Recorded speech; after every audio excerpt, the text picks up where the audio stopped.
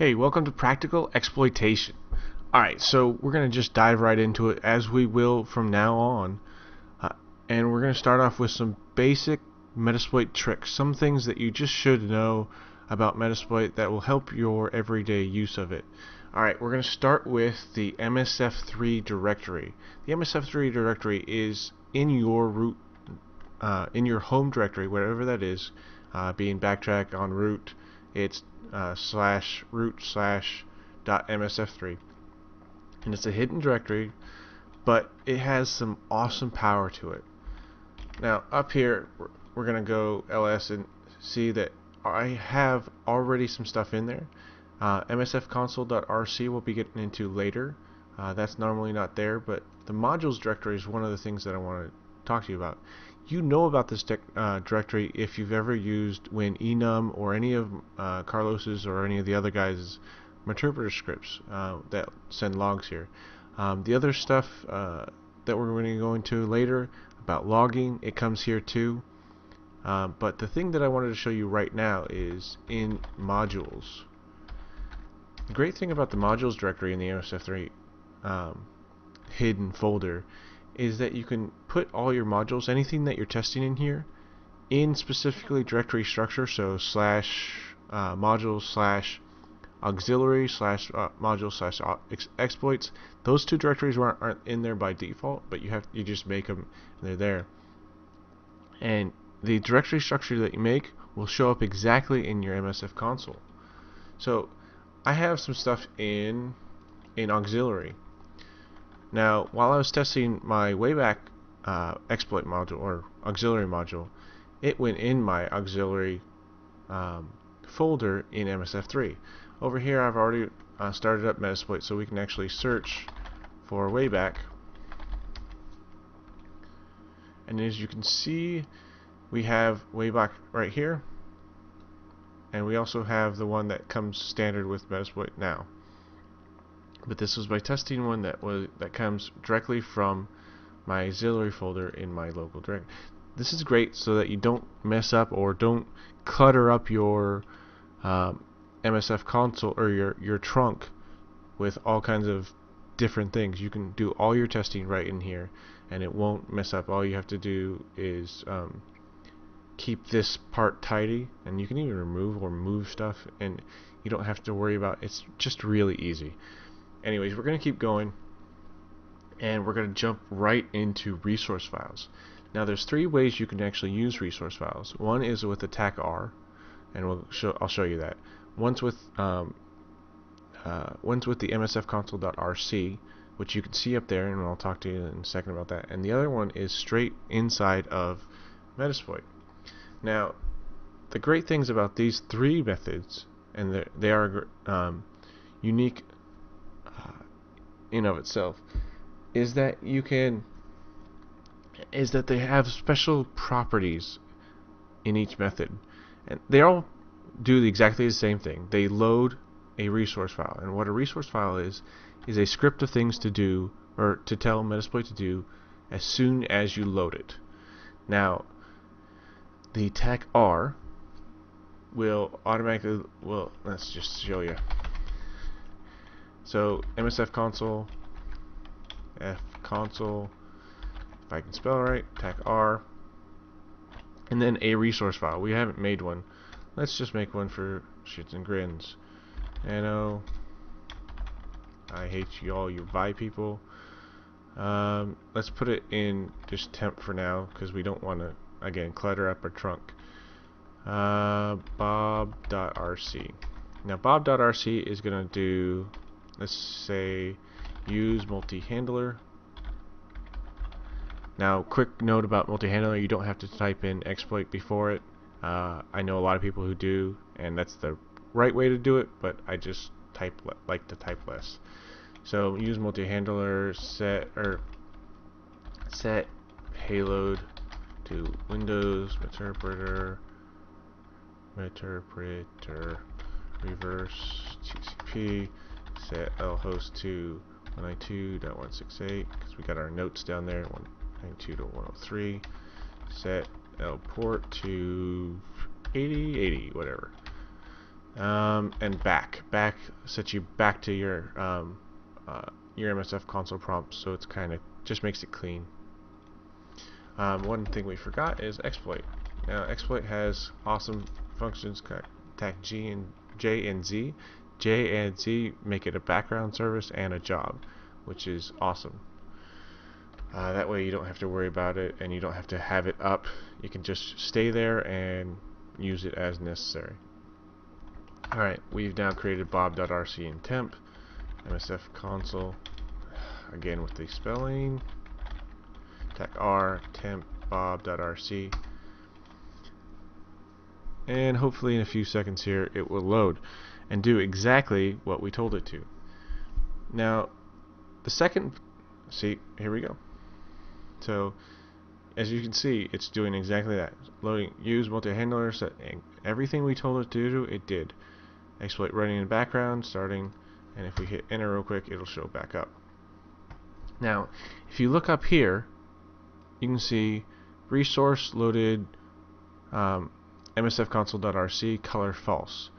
But up here, I didn't load any resource files. That's because if you make a file called msfconsole.rc in your home directory.msf3, it will load that every time you load Metasploit. Well, one of the things I don't like about Metasploit is the colors. I know everybody loves the colors, but it causes wraparound, and I don't like dealing with the wraparound, so I just set color to false in my resource file. Let's just cat that real quick. It's real simple. MSF console, why aren't you, oh, I'm in modules, sorry. You can see all it says is color false. And another one that I like to add is load sounds. Load sounds. Load sounds is nice when you actually have speakers attached to something. It's some amazing stuff in there. We'll probably go into it in another recording, but one of the cool things. So type load sounds and you'll see a lot of stuff. But back to resource files. So in your resource files, there's a third way I mentioned. The third way is actually loading the resource file at during runtime. Resource, and that's just using the resource command. We're down here again, and we'll do root.msf3, just because I already have the file there. So, and you can see it used the resource file color false and turned my colors off. So how are these, and now this is the basis of practical exploitation. I'll show you something and then show you how I use it, not how it should be done, not what I think is the best way to do it, but just how I use it. So the way I use these three in tandem, can you do tandem with three? Anyways, so the way I use these three is MSF console. Oh, and hold on, get sidetracked one more time. You can notice that when I actually specified attack R, it did not load my MSF console.rc. Yeah, ask Egypt and HD about that sometime, and you'll start a heated discussion. I just would walk away if I were you. Anyways, back to it. So the MSF console.rc is something that I like to just have and load the stuff that I always want running for whatever box I have Metasploit on. So this being my test box, I have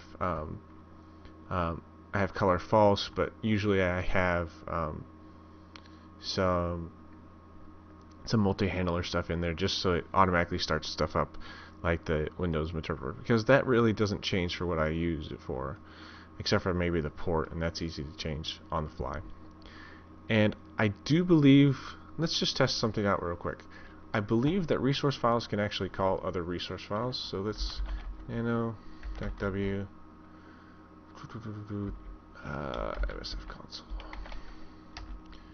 So we're going to do resource MSF temp bob.rc. Now you can get kind of hairy with this, but you can start doing some really creative stuff. So we're going to just start MSF console off the bat, so it runs this MSF console.rc and see if it turns our color off and starts the multi-handler. Alright, so and there we go. Color false, resource file, use my other resource file. Awesome. So you can call MSF console, you can call resource files from other resource files, which is great. So where does the tach R help?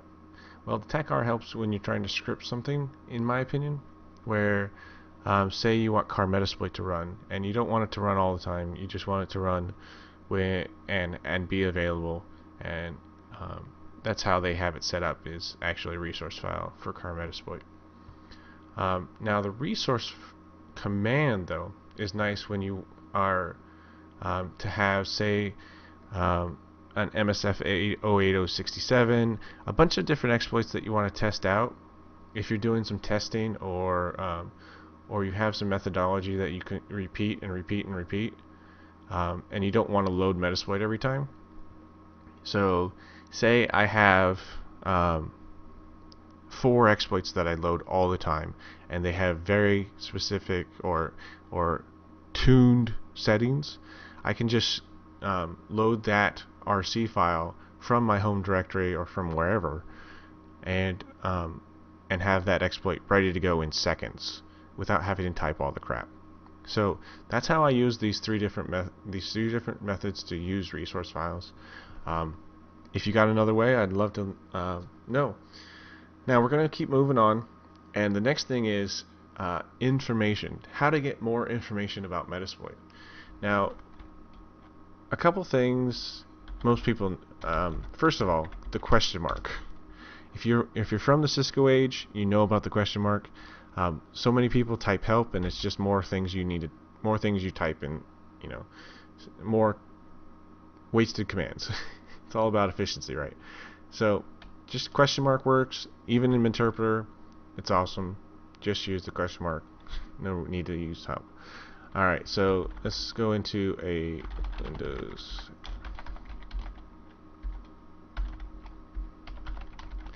Let's go into a module. And another thing is the info. Now, info is great because it gives tons of information about the different about the module itself. It gives you absolutely amazing amounts of information, and sometimes even some suggestions on how to use it. I always suggest running info before you run a module that you've never run before. You might learn something new about that module that you might have missed before. It also, obviously, in this one, gives the targets, so you can get that ready, and some resources directly relating to it. So that's great. Again, I highly suggest using info.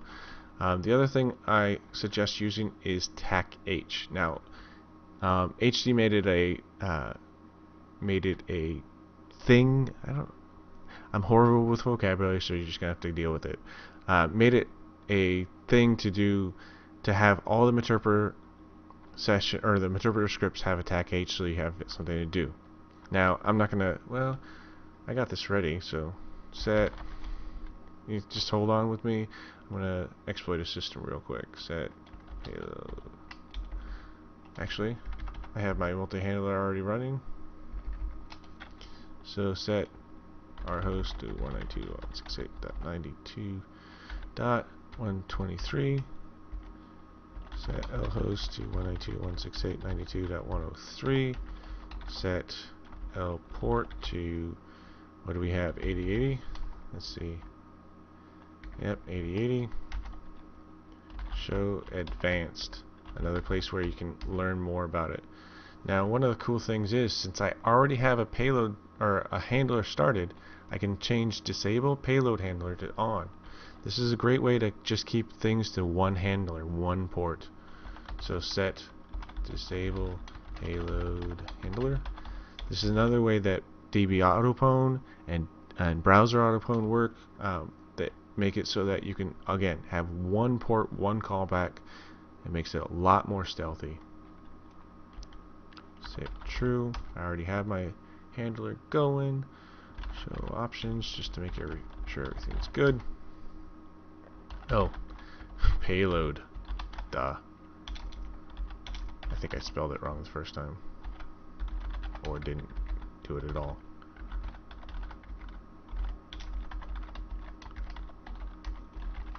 I think. Alright, cool. So as you can see, when I put those options in, even though I didn't have a payload selected yet, it still remembered them. So let's try an exploit, see if this actually works. Cool beans.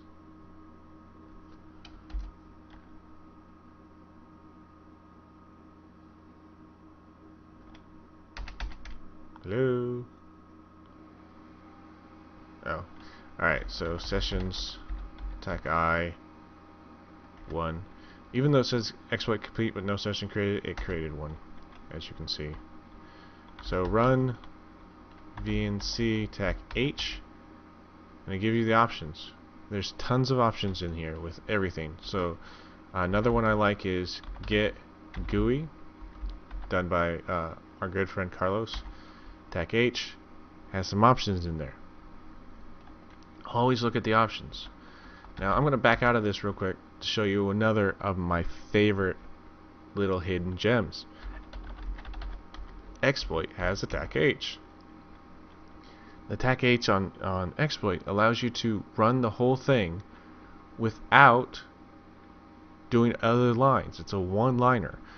So you can specify your encoder, which is nice if you want to use anything but Shigaraganai. You can specify attack J and Z. We already talked about that one. We can specify your options and payload all in one set. And your minimum rank stuff. So let's get out, and we're gonna talk to Bob, or we're gonna set up Bob real quick. Now we set this back. Use Windows SMB MS08 067. So what we're going to be doing is setting up a test dummy resource file. Set our host to 192.1. So let's jam up to here and do a set G. This way we don't have to set it again when we get into the other modules. The set G is set global 192.168.92.123. Set disable. What was our? It was disable payload handler, right? True. Set. What else do we have to set a payload, right? We can do a set G on that one too. This is why resource files are awesome. You can get all this running. Exploit, attack J, attack Z. Now, we just learned about the whole options, right? So let's just do it here. lhost equals 192.168.92.103. lport equals 8080. Attack P, Windows interpreter reverse TCP. Now we just get rid of these. And that one. So this actually doesn't help us too much in this situation because we were doing attack G to set global, so we wouldn't have to set them over here, but we'll just do it again. Set O, our host equals 192. Now we do lhost equals. Notice that I'm using equal signs and commas connected together.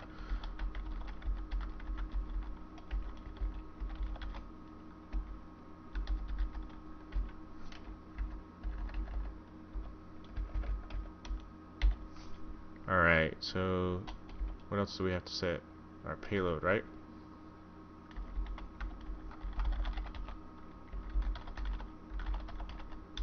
Interpreter reverse IP. Alright, so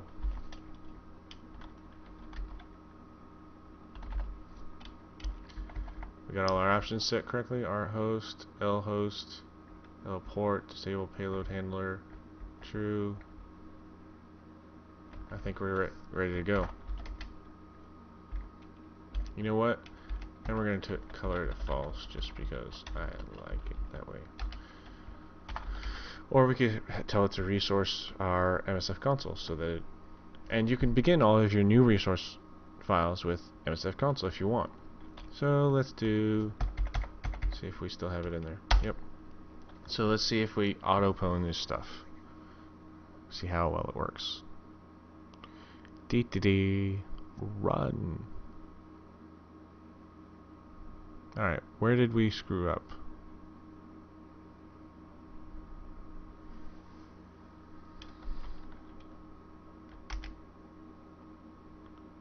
Exploit failed the timeout. Alright, so our Windows box died.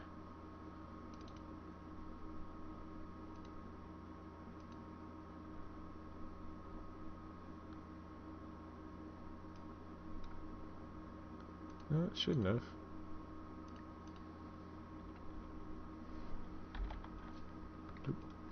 Resource temp bob.rc.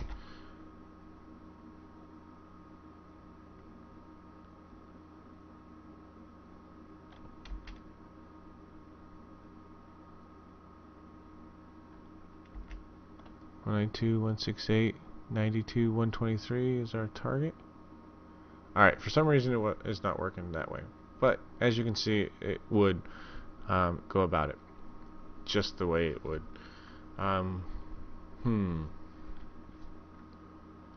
Anyways, we'll continue on. So, another place that you can do something cool with getting more information, just as if you were in an exploit module or an auxiliary module, you can do a set options on the root MSF console. Now, this is cool. I'm sorry, show options. This is cool because you have amazing new options available to you, and they're not really new, they've been there for a while, but console logging, log level, session logging, I haven't tested out session logging yet. However, I think it's the ability to log interpreter shells and things inside of those where console logging couldn't before. So timestamps, I mean, this is all crucial stuff in pen tests. You need to use, if anything, if bare minimum, use script. I highly recommend you checking out script, and my favorite program, Screen. Script allows you to just cat every single thing that goes to into your console window to a file. It's awesome. It's great for logging what you're doing. Alright, so I think we're getting ready to finish. We've done info, we've done the directory, MSF3, and we've done resource files. Those are three awesome little tools that should be in your tool belt in Metasploit that you might not have known about. So I really appreciate you tuning into this thing. I know it went long, but I think that we had a lot of good info. And yes, I'm using Camtasia. Woohoo! Alright, so I think we had a lot of good information in it, and I hope you come back for more later. Whatever you guys want, just put a post on there. This is practical exploitation for you. This is for you. So whatever you want me to research, I'll do the work for you. Just tell me what you want to see, and we'll get it done. Alright. I might be having a cohort in on here, and he's going to be showing you some awesome stuff. So hopefully, we'll see, and we'll take this ride together. All right, you take it easy and have fun with Metasploit. Bye.